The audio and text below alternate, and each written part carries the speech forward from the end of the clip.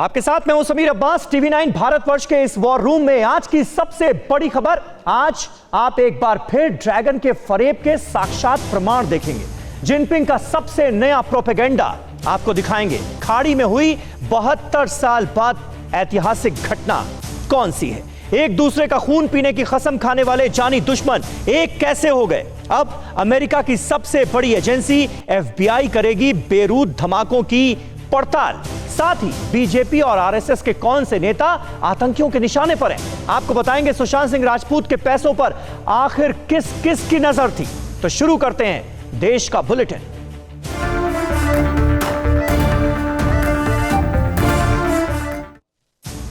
चीनी आर्मी के डर को दिखा रहा है। कायर और बुज़दिल आर्मी खौफ के साए में क्या करती है, यह आप इस रिपोर्ट में देखिए।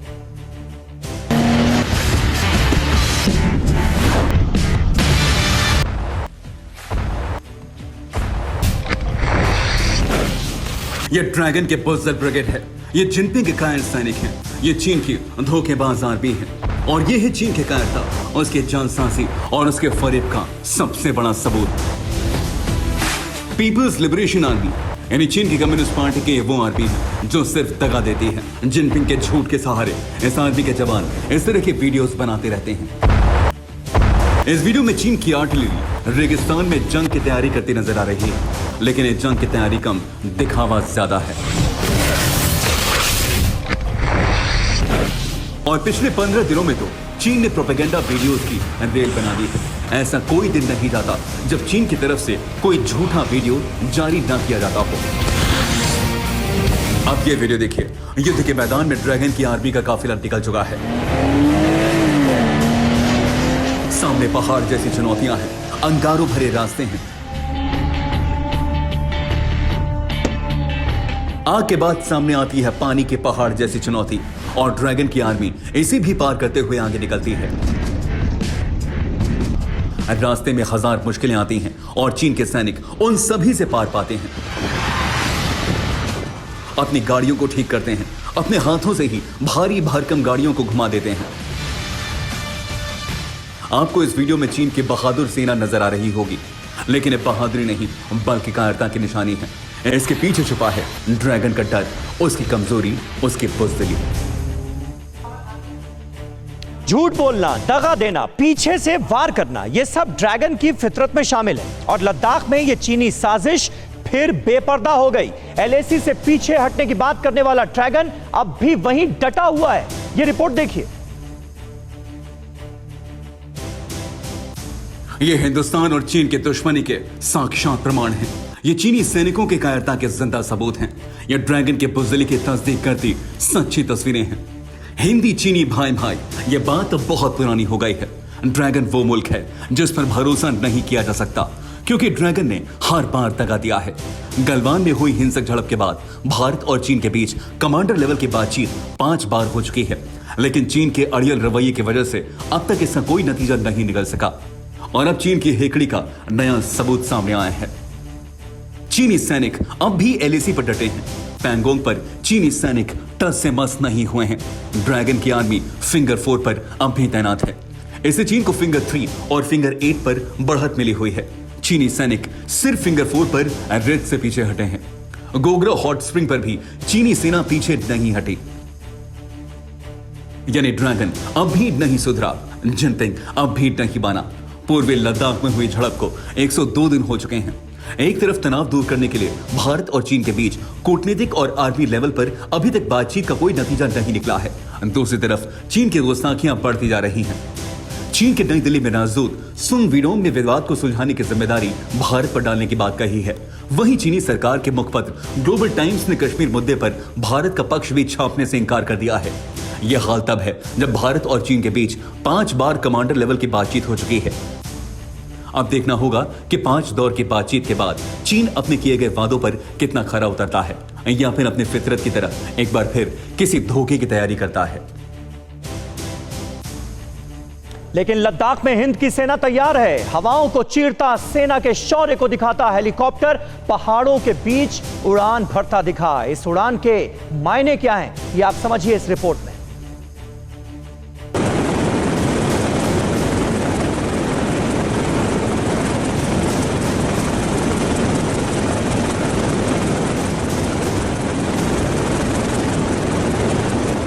इन तस्वीरों को बहुत गौर से देखिए। ड्रैगन की आर्मी की आंखों के सामने पहाड़ों की खूबसूरत वादियों के बीच हिंदुस्तान की सेना के तरकश से निकला हेलीकॉप्टर उड़ान भर रहा है। ये HAL का लाइट कॉम्बैट हेलीकॉप्टर है। ऐसे 2 हेलीकॉप्टर LAC पर बेहद ऊंचाई वाले मिशन पर हर वक्त तैयार रहेंगे। पूर्वी लद्दाख में देश के शूरवीरों की आंख और कान बने जा रहे हैं।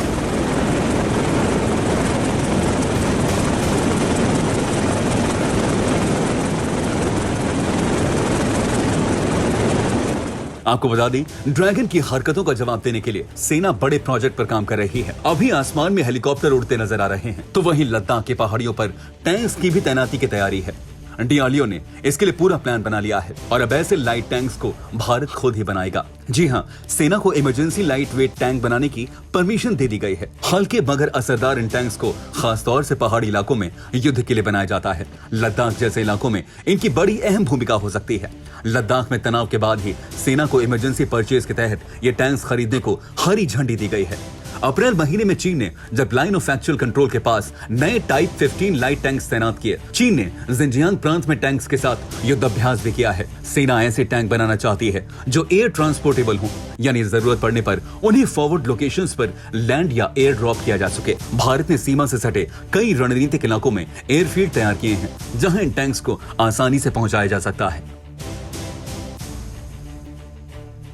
और बेरूत में एटम बॉम्ब जैसे धमाके किसने करवाए, इसका जवाब बहुत जल्द दुनिया के सामने आ सकता है, क्योंकि इसकी जांच करने वाली है अमेरिका की सबसे बड़ी खुफिया एजेंसी FBI। ये पूरी खबर क्या है, इस रिपोर्ट में देखिए।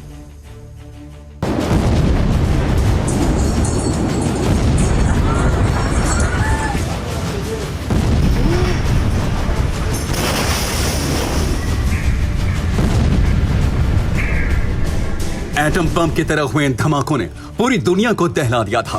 बेरूत के लोग अब भी अपने जहन से धमाकों का खौफनाक मंजर नहीं निकाल पाए हैं। बेरूत में धमाका आखिर हुआ कैसे, यह सबसे बड़ा राज बना हुआ है। कुछ लोग अमोनियम नाइट्रेट के जखीरे में धमाके की बात कर रहे हैं, तो कुछ लोग दावा कर रहे हैं कि बेरूत में हमला इजराइल ने करवाया। लेकिन अब इसकी जांच के लिए बेरूत की सड़कों पर FBI के अधिकारी टहल रहे हैं। इन तस्वीरों को गौर से देखिए। FBI यानी फेडरल ब्यूरो ऑफ इन्वेस्टिगेशन, यह सिर्फ अमेरिका की सबसे बड़ी खुफिया एजेंसी नहीं, बल्कि दुनिया की सबसे तेज तर्रार एजेंसी है। इसका एक एक अधिकारी किसी चलती फिरती आर्मी से कम नहीं है। और अब FBI के अधिकारी बेरूत की सड़कों पर हैं, लोगों से बातचीत कर रहे हैं, ब्लास्ट की साइट पर पहुंच रहे हैं, एक एक चीज की बेहद बारीकी से जांच कर रहे हैं। जब अमेरिकी सरकार के प्रतिनिधि और FBI के अधिकारी बेरूत की सड़कों पर टहल रहे थे, तब बेरूत की जनता हाथों में प्लेकार्ड लेकर प्रदर्शन कर रही थी। इन प्लेकार्ड्स पर लिखा था, do not bail them out, यानी किसी को छोड़ना मत। बेरूत में धमाकों के बाद जोरदार प्रदर्शन हो रहे हैं। पूरे लेबनान की सरकार को इस्तीफा देना पड़ा है। और देश आजादी का जश्न मनाने की तैयारी कर रहा है। उससे पहले आतंकियों ने फिर घाटी को दहलाने की कोशिश की है। आतंकी हमले में पुलिस के 2 जवान शहीद हो गए। 15 अगस्त के पहले घाटी में आतंकियों ने फिर नापाक हरकत की। नौगाम में आज जैश ए मोहम्मद के आतंकियों ने पुलिस पार्टी पर हमला कर दिया। इस हमले में जम्मू कश्मीर पुलिस के 2 जवान शहीद हो गए और 1 जवान घायल है। घायल जवान को अस्पताल में भर्ती कराया गया है, लेकिन हालात अभी भी गंभीर बने हुए हैं। नौगाम में पुलिस पार्टी गश्त कर रही थी, तभी अचानक छुपे हुए आतंकियों ने उन पर हमला कर दिया। मिल्टन टू दौरा नौगाम बाईपास के इसी जगह पर जो है हमला किया गया। इस हमले में 3 जवान जो है गंभीर रूप से घायल हुए थे, जिसमें 2 की उसके बाद अस्पताल में जो है मौत हो गई। जिस जगह पर हमला हुआ वहाँ पतली गलियां हैं और लोगों का आना जाना भी लगा रहता है। गली से गुलशन गली से 2 टेररिस्ट आए और हमारे लड़कों को पीछे से अंधाधुंध फायरिंग शुरू कर दिया, जिसमें हमारे 2 सिपाही शहीद हो गए, 1 जख्मी हुए। सुरक्षा बलों ने पूरे इलाके को घेर लिया है और आसपास के इलाकों में सर्च ऑपरेशन कर रहे हैं। जम्मू कश्मीर पुलिस और CRPF के ऑफिसर्स मौके पे आए हैं और किस तरह ये हमला अंजाम दिया गया उसका जायजा ले रहे हैं। और अभी तक जिस तरह जम्मू कश्मीर पुलिस के IGP विजय कुमार ने इस बात की पुष्टि की कि इस हमले के पीछे जैश ए मोहम्मद मिलिटेंट संगठन का हाथ है, इस तरह के इनपुट्स मिले हैं और लगातार तमाम चीज़ों को देखने की कोशिश की जा रही है। दरअसल अगस्त का महीना ही घाटी और पाकिस्तान के दर्द का सबब बना हुआ है। पहले तो 5 अगस्त को 370 हटने की बरसी से आतंकियों के पनाहगार पाकिस्तान में मातम पसरा है। वहां के हुक्मरान दुख मना रहे हैं। तभी से आतंकी पाकिस्तान से घुसपैठ के फिराक में हैं। इंटेलिजेंस एजेंसियों को ये भी इनपुट मिला था कि आतंकी 15 अगस्त के मौके पर किसी बड़े हमले के फिराक में हैं। इसे देखते हुए घाटी के कई इलाकों में सुरक्षा बलों ने बोट पेट्रोलिंग शुरू कर दी है। लेकिन घाटी के लिए सेना का नया प्लान भी तैयार है। अब लड़कियों को भारतीय सेना हथियार चलाने की ट्रेनिंग दे रही है। इसका वीडियो सामने आया है, ये रिपोर्ट देखिए। पहले मैगजीन को निकालते हैं, हमने मैगजीन को निकाला, उसके बाद हम इसको एक बार क्रॉस करते हैं, इसको हम चैन लेवर पर हम आर पे लाते हैं,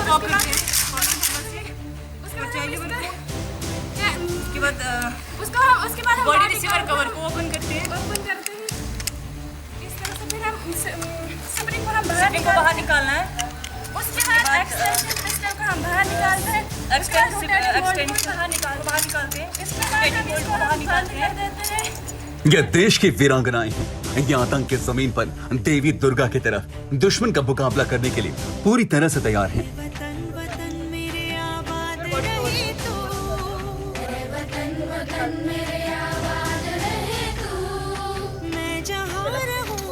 इन लड़कियों को गौर से देखिए। यह जम्मू का बोहर गांव है। यहाँ भारतीय सेना इन लड़कियों को हथियार चलाने की ट्रेनिंग दे रही है।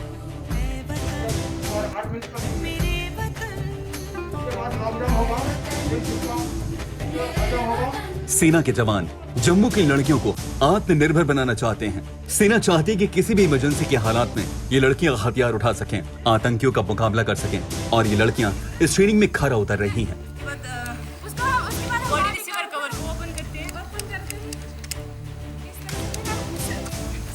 भारतीय सेना चाहती है कि जम्मू की लड़कियां अपनी रक्षा खुद करें। अगर आतंकी इनके गांव में हमला करते हैं तो ये उनका मुंह तोड़ जवाब दे सकें। सेना जम्मू के कई इलाकों में लड़कियों को इस तरह की ट्रेनिंग दे रही है और लड़कियां भी इसमें बढ़ चढ़कर हिस्सा ले रही हैं। और वहीं पाकिस्तान अपनी नाकाम हो रही साजिशों से काफी दुखी है। अब वो कुछ नया प्लान कर रहा है। खुफिया विभाग को यह जानकारी मिली है कि बीजेपी और आरएसएस के नेताओं पर आतंकी हमले हो सकते हैं।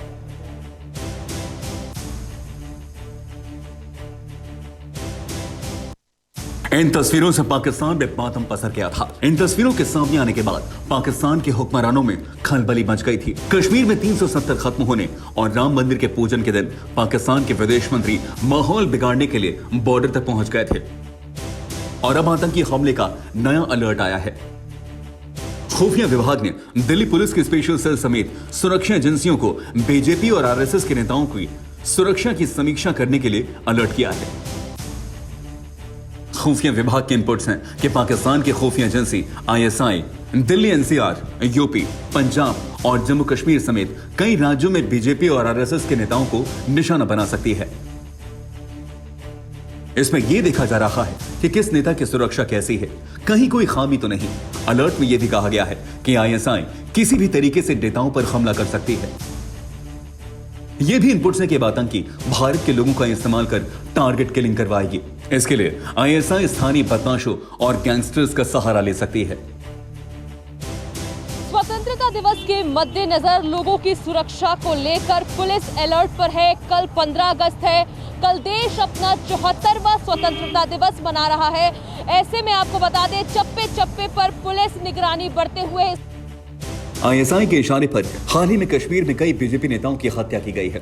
करीब 2 साल पहले भी आईएसआई ने पंजाब में भी इस तरह नेताओं की हत्या करवाई थी। ऐसे में सुरक्षा एजेंसियां अलर्ट पर हैं।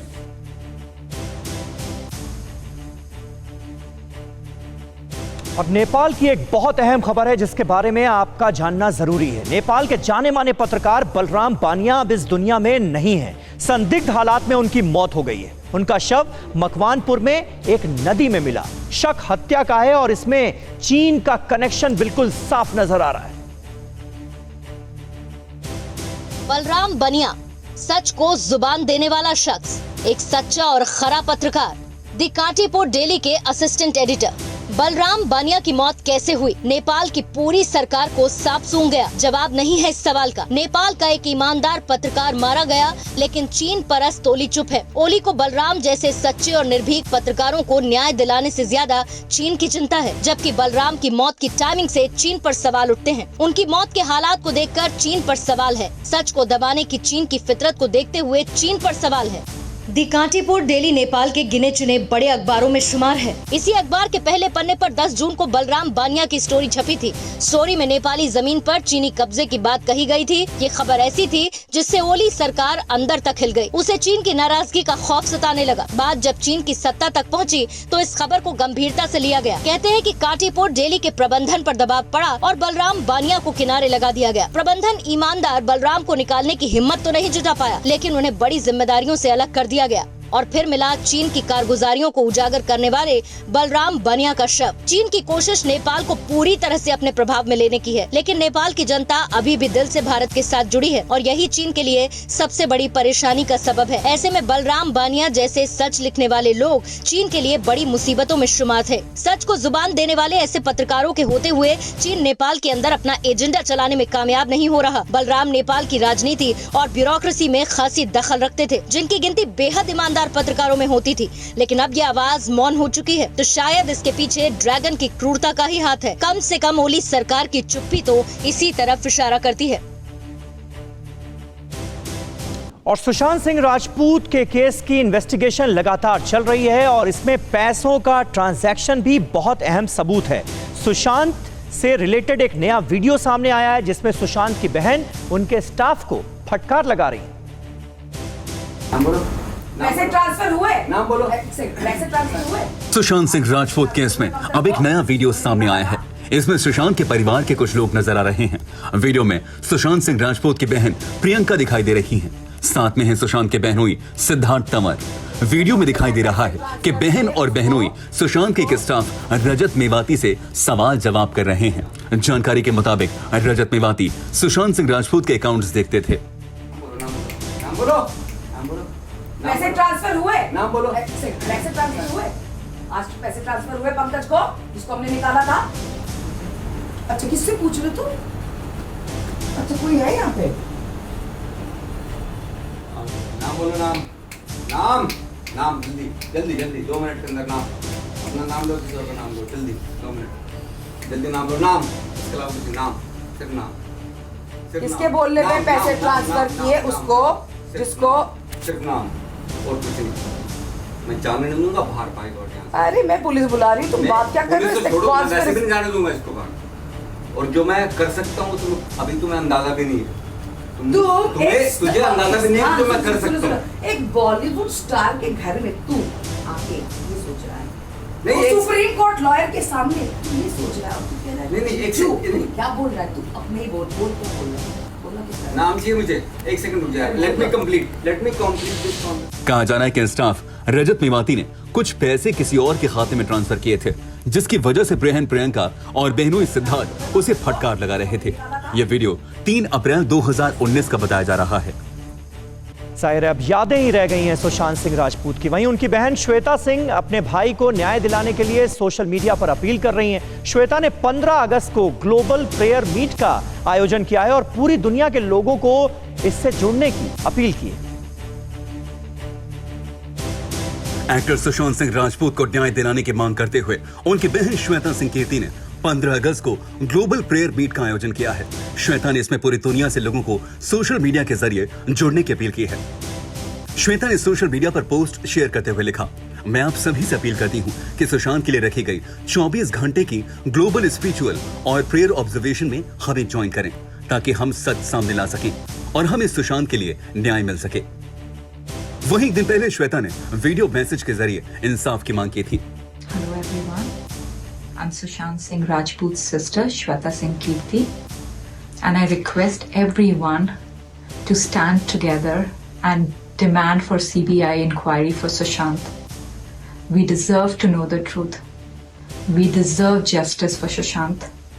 Otherwise, we will never find closure. We won't be able to live a peaceful life. एक बहन हाथ जोड़कर अपने भाई के लिए इंसाफ की मांग कर रही थी। एक बहन हाथ जोड़कर अपने भाई के लिए देश के करोड़ों लोगों का साथ मांग रही थी। इस वीडियो के जरिए उन्होंने लोगों से अपील की कि वो उनके भाई के लिए न्याय मांगे। तहे दिल से आप सबसे रिक्वेस्ट है कि हम एकजुट होकर सीबीआई इंक्वायरी की मांग करें, क्योंकि हमें सच जानने का हक है। Thank you. CBI for SSR please. Sushant Singh Rajput पर सीबीआई जांच का मामला सुप्रीम कोर्ट में है। सुप्रीम कोर्ट ने अपना फैसला सुरक्षित रख लिया है, तो वहीं देश में करोड़ों फैंस सुशांत के लिए इंसाफ मांग रहे हैं। फिक्र आपकी, सोमवार से शुक्रवार रात 9 बजे सिर्फ TV9 भारतवर्ष पर।